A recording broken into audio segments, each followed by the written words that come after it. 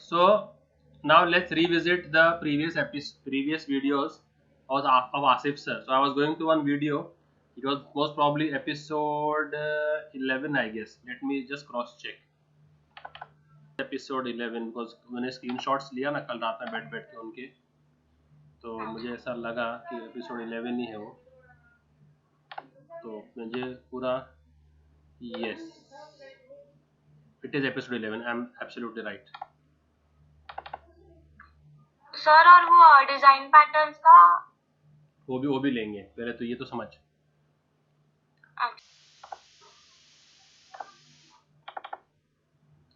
So this is the video which I'm talking about, episode 11, wherein he's created microservices for login, register and view all users using array list. Array list मतलब in-house data. Data array list में store होगा, जब programme play करेंगे तो data visible रहेगा, stop करेंगे data will be lost. तो इसमें उन्होंने कैसे क्रिएट किया, ये वीडियो को मैंने स्टार्ट से एंड तक रन किया और फिर I have come up with my tutorial on this. Okay, so now I'll just in a summarized way. So this are the dependencies. Okay, तो ये फाइल्स तो ज़्यादा पढ़ने की ज़रूरत नहीं क्योंकि ये तो सब स्टैटिक डेटा है ना. ये form.xml, अगर आपको XML फाइल मिल जाती है तो आप सिर्फ उसमें एंट्री करनी है, तो ये तो कॉमन स्टफ है. So what the real action starts is over here.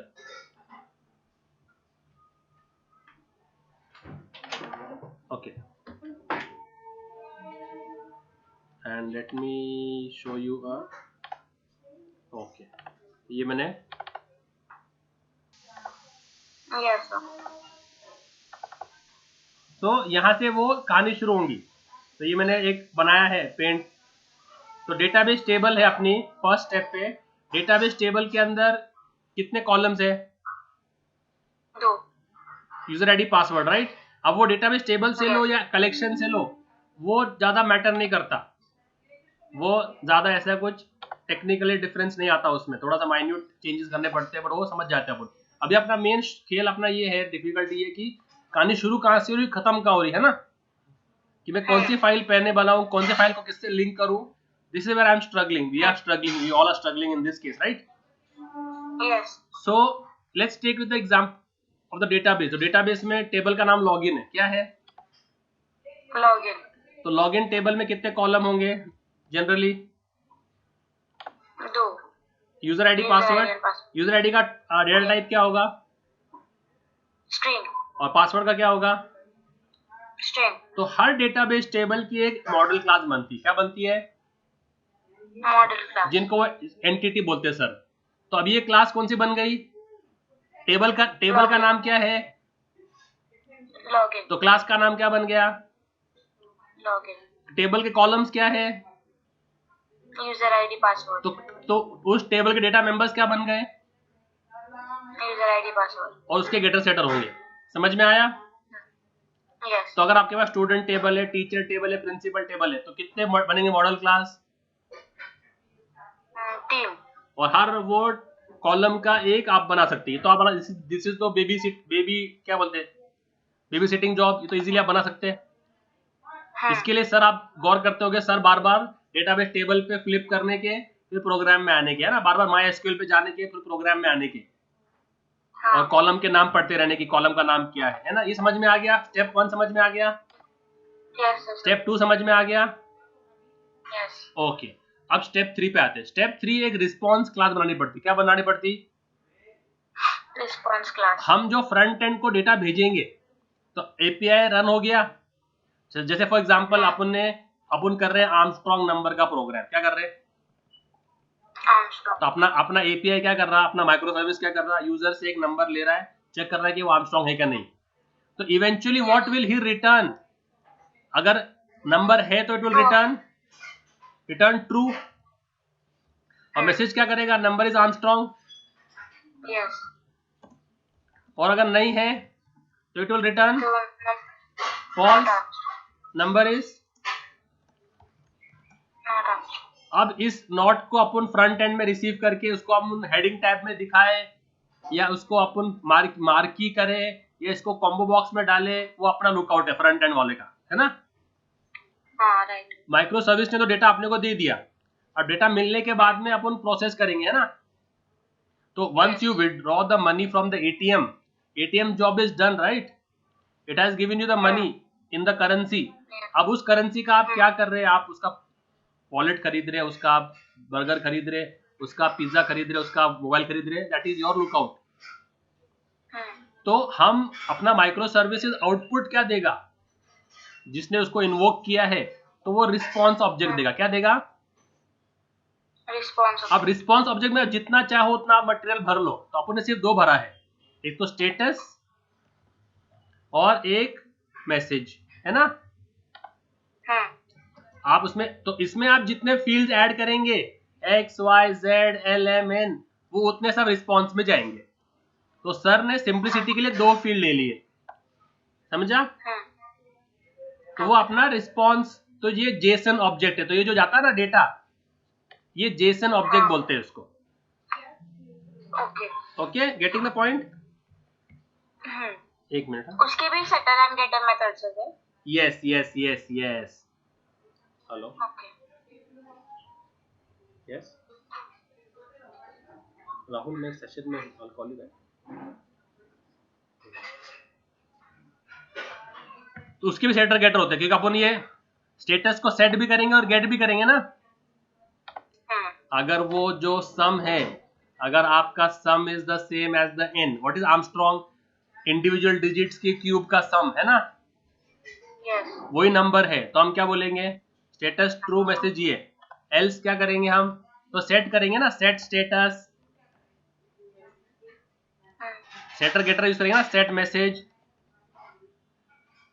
और यहां पर भी एल्स है तो क्या करेंगे, जो भी, तो सेटर गेटर है वो, ज्यादा कुछ उसका बड़ा रोल नहीं है।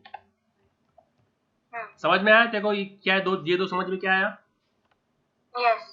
तो ये वो काम करती है, बस ज्यादा कुछ नहीं। तो हम जो रिटर्न करेंगे वो उसका एक रिस्पॉन्स क्लास बना देने का, ठीक है। तो अपनी माइक्रो सर्विस का रिस्पॉन्स क्लास का ऑब्जेक्ट रहेगा, तो जितना भी इसमें डेटा मेंबर्स रहेंगे वो सब रिस्पॉन्स में जाएंगे। तो रिस्पॉन्स करते हो अपने को उनके वैल्यू सेट करने हैं।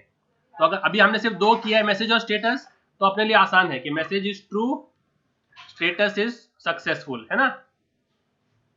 अगर आपने X Y Z L M N P Q R 15 ले लिए, तो आपको 15 वैल्यूज देने पड़ेंगे, और वो 15 वैल्यू को फिर आप फॉर्म पे जहां चाहो वहां डिजाइन कर सकते हो एंगुलर के थ्रू। आ रहा है समझ में? Yes sir.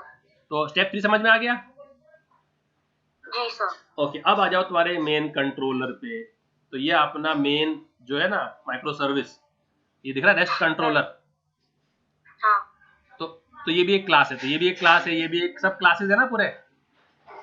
हाँ। तो सर याद होगा आपको हर टाइम जाने का, new create new class, create new class, create new class. तो ये भी क्लास क्रिएट करेंगे अपन, ठीक है। तो क्लास जो होंगी उसको अपन मैप करेंगे एप्लीकेशन के नाम से, रिक्वेस्ट मैपिंग, समझा। एप्लीकेशन के नाम से, जैसे यहाँ पर देख, ये अपना यूआरएल है जो अपन हिट करेंगे। तो यूआरएल में एप्लीकेशन क्या है अपना, व्हाट्सएप का कौन सा माइक्रो सर्विस, उसके बाद लॉगिन। तो ये अपना एप्लीकेशन है ना व्हाट्सएप। हाँ। तो जब हम ये कंट्रोलर क्लास लिखेंगे, क्लास कौन सी क्लास है, यूजर कंट्रोलर या लॉगिन कंट्रोलर, जो भी नाम देना आपको, लॉगिन कंट्रोलर दो, यूजर कंट्रोलर दो, जो भी नाम देना आपको, XYZ। तो उसके आगे हमने क्या मैपिंग किया है, this is the application. What is application, WhatsApp. तो ये क्लास के बाहर लिखने, क्या लिखने का, क्लास के बाहर। रिक्वेस्ट मैपिंग हो गया व्हाट्सएप। तो जब भी व्हाट्सएप आएगा मतलब ये क्लास की बात चल रही है, समझ में आ रहा है। हाँ। जब भी आप, ये आपका सर्वर हो गया, हाँ। ये आपका सर्वर का पोर्ट हो गया, और फिर ये आपका एप्लीकेशन हो गया ना। तो जब भी व्हाट्सएप की बात चलेगी मतलब कौन से क्लास पे जाएंगे आप, कौन से कंट्रोलर क्लास में जाएंगे, यूजर कंट्रोलर, ये वाली क्लास में जाएंगे। समझ में आ रहा है। हाँ। और क्लास के अंदर होंगे मेथड, क्या होंगे, मेथड। तो मेथड ये रहा, लॉगिन दिख रहा है। हाँ। तो ये लॉगिन मैंने कौन से मेथड से ज्वाइन किया है, पब्लिक रिस्पॉन्स चेक लॉगिन। कौन सा function, public response check login. तो this is the function, no, check login is a function. इसको मैंने कौन से कीवर्ड से मैप किया? Request mapping login. लॉगिन। तो व्हाट्सएप हो गया क्लास और लॉगिन हो गया मेरा ये मेथड, समझा? अच्छा। तो हाँ। जब मैं ये एपीआई को हिट करूंगा मतलब इस क्लास में जाओ और इस क्लास का ये फंक्शन इन्वोक करो, ओके। और उसके बाद जो मैं डेटा पास करूंगा उसको मैंने क्वेश्चन मार्क के बाद इज द आर्ग्यूमेंट्स पैरामीटर्स है ना, हाँ। क्वेश्चन मार्क के बाद आपके पैरामीटर्स रहते हैं ना, तो मैंने कितने पैरामीटर्स पास किए? 2। कौन से? User and password. User and password. तो इसका what is the spelling I have given over here? USER, right? So I should have given that over here also. तो ये जो है ना नेम है ना, जो नेम लिखा है मैंने, ये नेम नहीं है, this should have been user. तो जो ब्रैकेट होता है ब्रैकेट में वो है जो अपन जब हम इन्वोक करते वो, तो पहला वाला क्या है? USER ना, तो this should have been USER। और प्रोग्राम में उसको मैं किस नाम से रेफर करूंगा? User name. तो क्लास के लिए वेरिएबल कौन सा है? User name. ये यूजर नेम में कौन सा डेटा आएगा? ये डेटा जो मैं पास कर रहा हूं, समझ रहे हैं? हाँ। और फिर मैंने रिक्वेस्ट पैरम किया क्या नाम से? पास। तो यानी जब आप एपीआई को कॉल करोगे तो आपने पास नाम से क्या दिया है? वैल्यू क्या दिया है? टेस्ट। वो जाएगा इस वेरिएबल स्ट्रिंग पासवर्ड में, समझ रहा है नहीं समझ रहा है? हाँ समझा सर। और फिर ये फंक्शन उसको प्रोसेस करके अपने को रिस्पॉन्स देगा, दिख रहा है? Set status, set message. हाँ। और फिर इसको चालू करने के लिए मेन एप्लीकेशन है, उससे अपने को मेन क्लास लिखनी है बस। ओके। और छठा अपने को उसको ब्राउज़र से इन्वोक करना है, समझ रहा? ओके। हाँ। Is the architecture clear? Flow समझ? सर ये रेस्ट कंट्रोलर क्या है? रेस्ट कंट्रोलर ये से वो एनोटेशन है कि ये हम लोग वो कर रहे हैं, क्या बोलते हैं, माइक्रो सर्विस लिख रहे करके। ओके। ये माइक्रो सर्विसेज के रेस्ट, ये अपन उसको कॉल बुनियाद से इन्वोक कर रहे हैं ना, ब्राउजर से इन्वोक कर रहे हैं ना उसको। हाँ। तो बताने के लिए कि ये भाई ये एक रेस्ट कंट्रोलर है, ये माइक्रो सर्विस है, ये क्लास के ऊपर उसका एप्लीकेशन का नाम लिख दिए। और तो अभी हर फंक्शन, तो अगर समझो यूजर कंट्रोलर क्लास है तो अपने पास समझो अपने को लॉगिन करना है, लॉगिन का रहेगा माइक्रो सर्विस, अपने को रजिस्टर करना है, सर रजिस्टर भी करने के, और चेक ऑल यूजर्स। तो ये 3 फंक्शन होंगे, यस और नो? यस। तो 3 फंक्शन जो भी नाम से होंगे, फंक्शन F1, फंक्शन F2, जो भी नाम आप बोले, इसको लॉगिन फंक्शन दो, रजिस्टर फंक्शन दो, आपके ऊपर है। फंक्शन F2 और फंक्शन F3 है ना?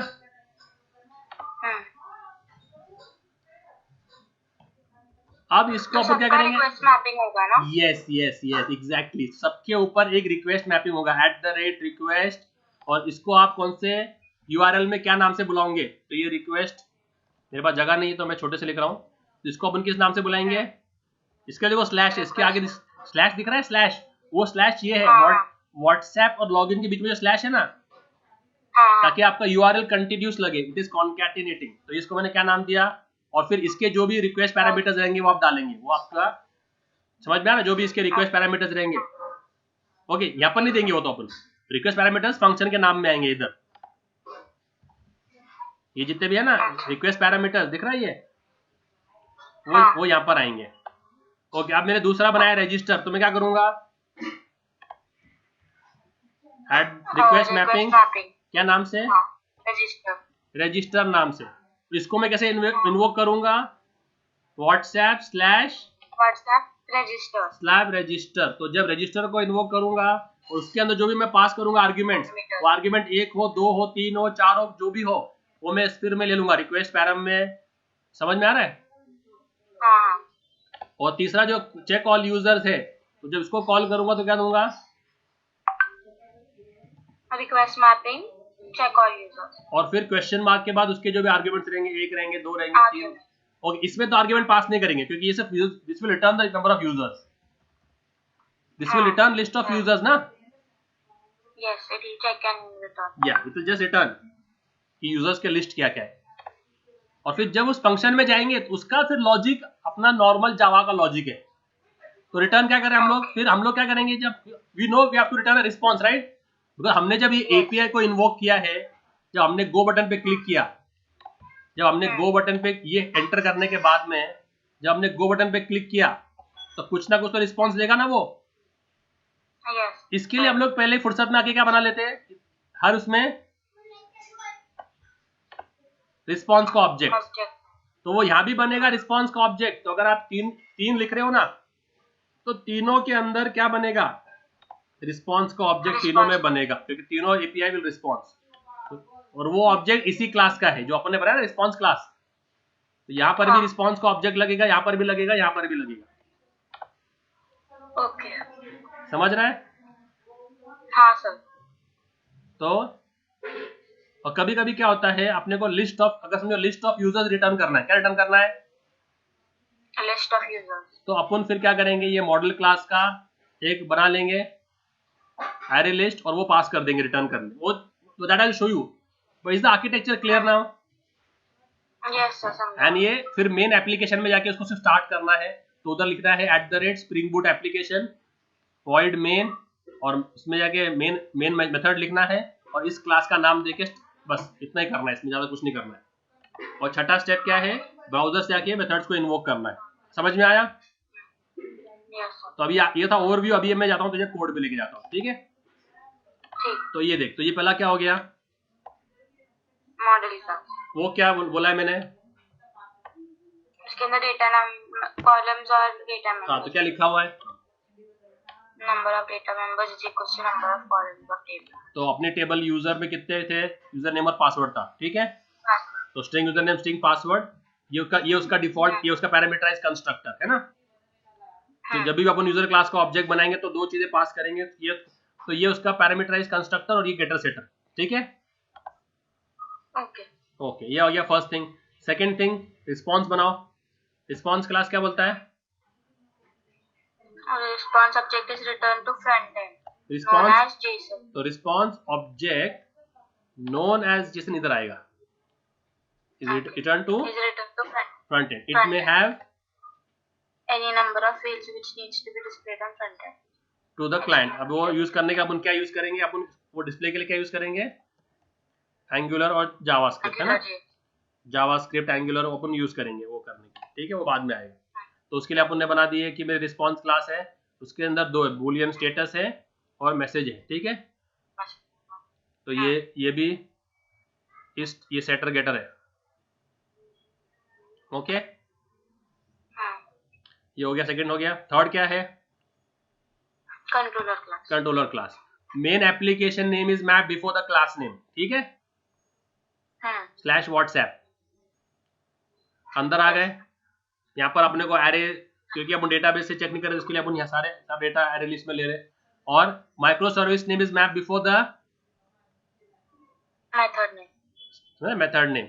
और @request यू नेम, तो डबल कोट में जो यू नेम, ये कहां से मिल रहा है मेरे को, URL parameter passed in the URL, है ना? और ये यूजर नेम मैं प्रोग्राम में यूज करूंगा फंक्शन में, तो ये मेरा लोकल वेरिएबल हो गया। और सब कुछ सही हो जाता है, वो क्या करेगा, रिस्पॉन्स का ऑब्जेक्ट बनाया उसने, RES दिख रहा है इधर, उस रिस्पॉन्स का ऑब्जेक्ट को रिटर्न कर दिया उसने। इसके लिए इस माइक्रो सर्विस का what is the return type, public return type बाबा, sorry, response check login method है ना। तो what is it returning, what type of object, response. तो इसके लिए क्या करा मैंने, रिस्पॉन्स का ऑब्जेक्ट बना दिया RAS न्यू रिस्पॉन्स, और बाय डिफॉल्ट उसको सेट कर दिया फॉल्स और लॉगिन फील्ड, ठीक है? तो बाय डिफॉल्ट क्या ले लिया, फील्ड और फॉल्स ले लिया, लॉगिन फील्ड, ठीक है? अगर वो सब कुछ सही हो जाता है तो क्या कर देंगे, चेक को ट्रू कर देंगे और मैसेज क्या कर देंगे, लॉगिन सक्सेस, ठीक है? तो अगर वो इफ में गया तो रिस्पॉन्ड और सेट स्टेटस चेक हो जाए। अगर इफ में गया तो ये चेक का वैल्यू रहेगा और ये मैसेज का वैल्यू रहेगा, और इफ में नहीं गया तो ये चेक का वैल्यू रहेगा, ये मैसेज का वैल्यू रहेगा, है ना? तो वो मैंने सेट स्टेटस और सेट मैसेज डाल दिया रिस्पॉन्स को और उसको रिटर्न कर दिया। तो response class object is return, समझा? और फिर ये हो गया, और फिर क्या बचा, ये मेन मेथड है, क्या बनाया, मेन ऐप, @ किया, स्प्रिंग बूट एप्लीकेशन मेन में गया, जो क्लास का नाम क्या है, मेन ऐप, तो ये spring application dot run method call करने का और क्लास का नाम देने का डॉट क्लास, और मेन आर्ग्स ऐप, और आर्ग्स अपने जो अपने मेन का पैरामीटर्स है वो आर्ग्स डाल देने का, ठीक है। और स्टेप 5 क्या है, उसको ब्राउजर से इनवोक, तो देखो इधर इसने कौन सी माइक्रो सर्विस कॉल की है, कौन सी माइक्रो सर्विस कॉल की उसने, देखो इधर WhatsApp/login है ना, हाँ, और क्वेश्चन मार्क क्या पास किया, you name is admin, and password is, admin, अब एडमिन नाम से अगर हमारे पास डेटा रहा तो what is this returning, true and login success. Login success. बस ऐसा है ये खेल, समझा।